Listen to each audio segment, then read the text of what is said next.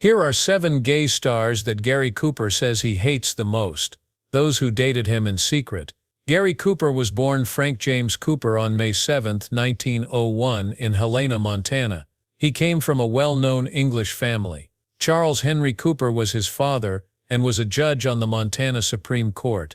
Although his mother, Alice Cooper, was well-educated and liked things that were classy and smart, he spent his childhood on the family ranch, where he learned to ride horses and developed the natural speed and calm personality that would later define him on screen. He learned to be independent and strong from the vast landscapes of Montana, which people would come to admire in his famous movie parts. In his teens, Cooper was sent to England to go to Dunstable Grammar School. He went back to Montana after the war and then started at Grinnell College in Iowa. At first they studied art with the goal of becoming professional illustrators, but after hurting his leg in a car accident, he dropped out of college and went to Los Angeles in the mid-1920s to look for work as an artist. This move would unknowingly lead him down a completely different path. He found himself in the film business, which was booming at the time thanks to the popularity of silent films. It was almost by accident that Gary Cooper got into Hollywood. He started out as a stuntman and extra in silent films. Because he was so natural and tough, he was often cast in westerns. His big break came in 1926 with the win of Barbara Worth. Both producers and reviewers were impressed by his short but powerful performance. Cooper stood 6 feet 3 inches tall, had deep dark eyes and a quiet charm that made him stand out in a city full of hopeful artists. As talkies came out in the late 1920s, he made the switch to them without any trouble, which was harder for many silent stars. His part in Virginia 1929, one of the first successful talking westerns, made his style even more recognizable. Quiet, soft-spoken, and deeply expressive.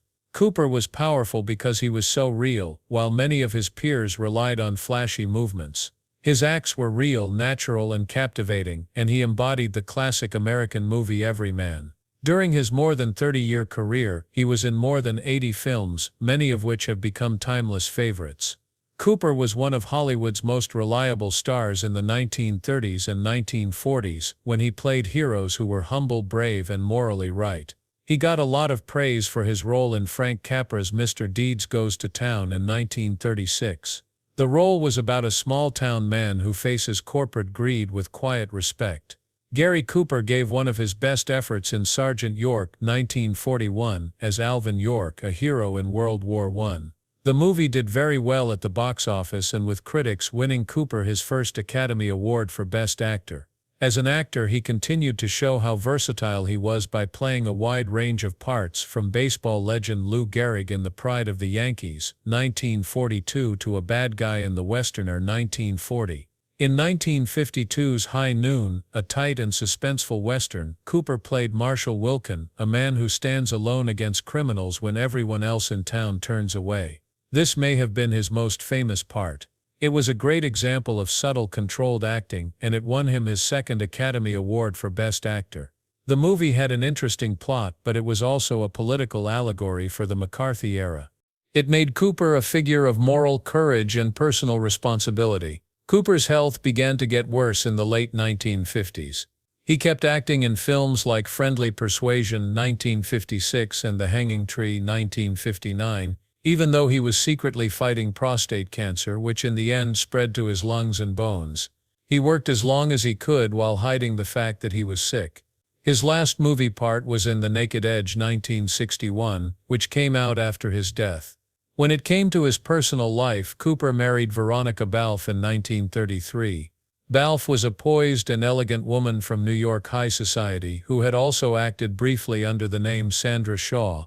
Their marriage gave him a safe base in his often unstable Hollywood life. Veronica Balfe was born into a wealthy family. She was a devout Roman Catholic and the niece of Cedric Gibbons, the famous MGM art director who helped create the Oscar statue. Even though she came from a wealthy family, Veronica had a short film career in the early 1930s. She had small parts in films like No Other Woman, 1933, and King Kong, 1933. She was different from other Hollywood stars of the time because of her graceful beauty and quiet dignity. And it was this mix of class and ease that made Gary Cooper, who was usually shy, fall in love with her. The wedding got a lot of attention from people in the movie business and in New York society in general. Veronica stopped acting after she got married so she could spend more time with her family. They had a daughter named Maria Veronica Cooper who was born in 1937. Gary was known for being tough on screen and quiet off screen, but he loved Maria and often talked about her with pride and respect. He tried to be a present and loving father even though he was often away shooting. Maria grew up mostly out of the spotlight of Hollywood because her mother wanted a private, stable home for her. But her father's fame had to affect her life and she had a lot of respect for his work and beliefs. Later she wrote Gary Cooper, Enduring Style, a book that honored not only his work in movies but also his quiet elegance, lasting impact and honesty as a person. In spite of this, Gary and Veronica's marriage started to show signs of weakness in the late 1940s. Cooper carefully crafted a public image as a gentleman and loyal family man. However, people who worked in Hollywood knew him as a notorious ladies' man who had many affairs with other women over the years. The worst and most destructive was with actress Patricia Neal, whom he met on the set of The Fountainhead in 1949. She was almost 25 years younger than him. Neal was at the center of a messy and passionate relationship that ran for years. Cooper reportedly had a hard time choosing between being loyal to his family and being deeply in love with Neal. Neal loved him so much that she was even ready to give up her job to be with him. Their friendship became public in Hollywood very quickly, which put a lot of stress on his marriage. By 1951, the emotional load was too much for Cooper and Veronica to handle and they publicly split up. He left the family house, but he was still legally married. Cooper wouldn't get a divorce from Veronica, even though he loved Neal. He was afraid that a divorce would hurt their daughter Maria's upbringing and moral direction. He also thought that it would go against his Catholic faith and hurt his relationship with Maria, whose opinion meant the most to him. Cooper ended his affair with Neal because he felt guilty and had inner conflict. This broke Neal's heart while he tried to balance love, duty, and his conscience. She later talked about how badly her feelings were hurt and said that her years with Cooper were some of the worst of her life. Cooper started to think a lot about his life, his values, and how important family is after the affair stopped. After being apart for 4 years, he and Veronica quietly got back together in 1955. Their meeting was quiet and didn't get a lot of attention. Still, it was a real and important start over for both of them. They went back to living together normally, going back to the routines they had in the past. Cooper had been religious for a long time, but during this time he became more like his wife and daughter, who were Roman Catholic. In his later years, when he was sick and having a hard time, this spiritual awakening grew stronger. Veronica stayed true to him and cared for him deeply, and Maria stayed close. Even though fame, cheating, and separation tried the family bond, it eventually stood strong. Few stars shone as brightly as Gary Cooper did in the dim light of Hollywood's golden age. On screen, he was the perfect American man, tall, tough, and unbelievably good-looking. The man who wowed people with his cowboy calm and soft-spoken charm had a much more complicated and troubled life behind the scenes. Long simmering rumors and an apparently posthumous draft of Cooper's memoirs found in a locked trunk at his Montana home say that he had a number of secret relationships with other actors of the same gender, and that he hated several of them by the time of his death. His public image was one of moderation and morality, but his private works show a man who was tormented by secrets, betrayal, and anger. Cooper is said to have written a very private letter to no one in which he named 7 stars with whom he had close relationships but later came to dislike, distrust, or even hate them. These relationships and what might have gone wrong with them are shown in a dramatic way here. First, Cary Grant, the fake. At the time, Grant was one of the biggest stars in the world. He was always ready for the camera. The first time they met was at a film event in Palm Springs in the late 1930s, according to Cooper's notes. Cooper is said to have written, "He laughed at everything I said. It felt real until it didn't." Even though they never told anyone about it, the relationship may have been passionate, secret, and heartbreaking. A gossip writer saw Grant with Cooper and said that she broke up with Cooper right away because she was very protective of her image. Cooper said, "He ran faster for me than any outlaw I ever played." He said, "What hurt the most was that she was willing to gaslight me afterward and act like it never happened." Second, Rock Hudson. The trick: even though they were from different acting groups, they often worked together in the 1950s. Cooper, who was in his early 50s at the time, was enthralled by Hudson, who he saw as a Greek figure come to life. But Cooper's writing is said to have become darker when she talked about Hudson's insistence on keeping things secret. "He'd charm me all night and ignore me by morning, like I was a one-night stand stretched across a year," Cooper said. What started out as love turned into a furious estrangement, because Cooper supposedly saw Hudson's double life as both a necessity of the time and a sign of weakness. 3. Randolph Scott, who was the competition. During the golden age of Western films, Cooper and Scott were often seen in photos together, but their claimed relationship was tense off-screen because they were rivals. Scott was said to be close to Cary Grant, and maybe even in a relationship with her. He may have been stuck between the two leading guys. Cooper is said to have written in his notes about Scott, "He played me better than I played any role." They were very close in the 1940s, but competition for jobs, fame, and Grant's attention made them jealous quickly.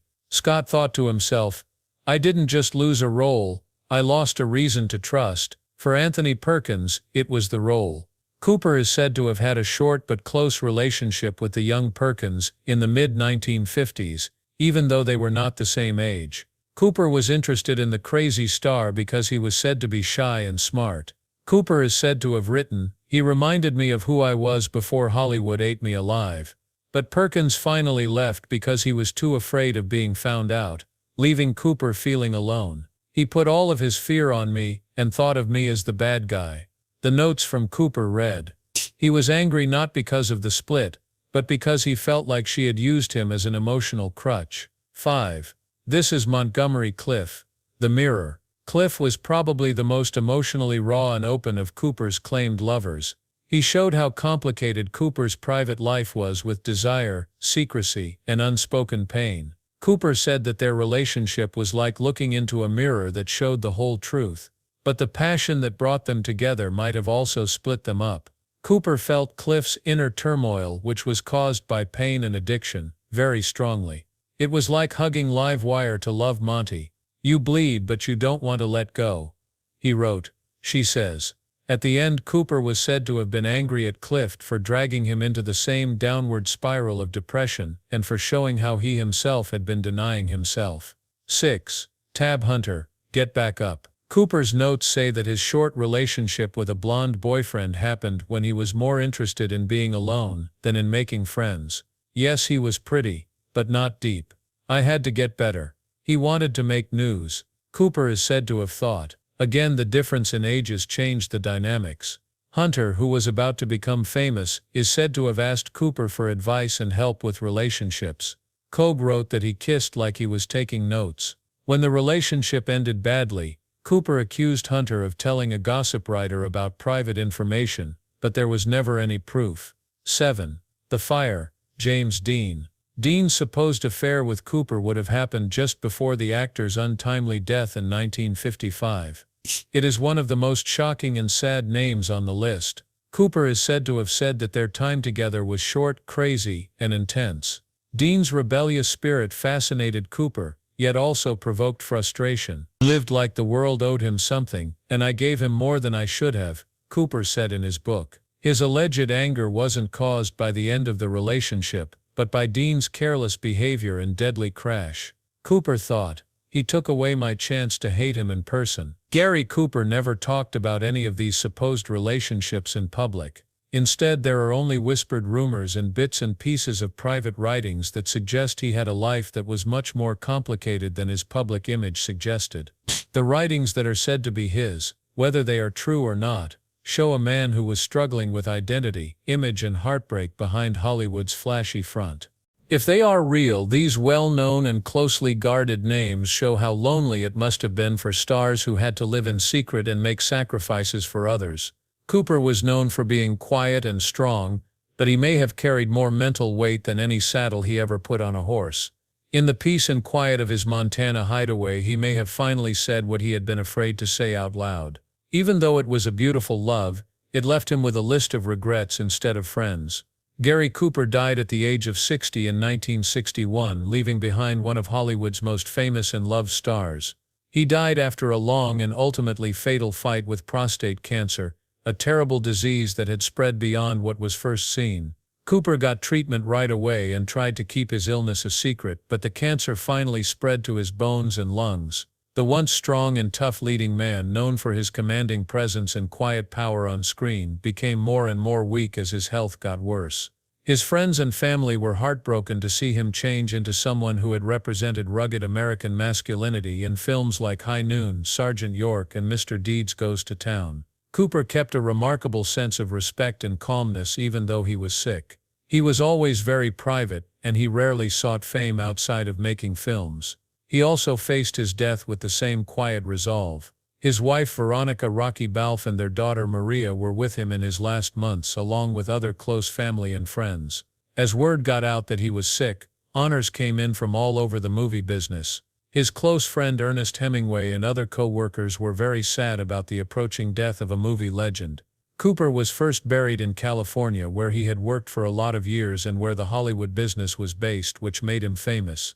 Several famous people from the film industry are buried in the Holy Cross Cemetery in Culver City, where he was buried. Later, his wife Rocky made plans for his body to be reinterred on the East Coast because she thought it would be more fitting to honor Cooper's life and faith there. It was in the late 1950s that he became a Catholic. His body was taken to Southampton, New York's Sacred Heart Cemetery. Moving had a lot of meaning behind it, as the family had a link to the area and Rocky wanted her husband to rest in a quiet, family-friendly place away from all the fuss and attention in Hollywood.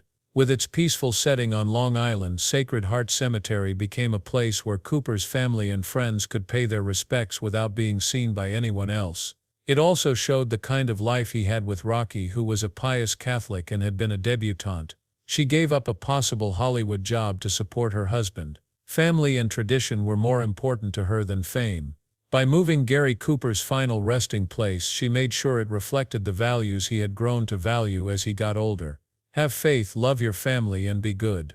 When Gary Cooper died, an important time in Hollywood history came to an end. He wasn't just a movie star, he was a famous American who was known for being honest, humble, and strong inside.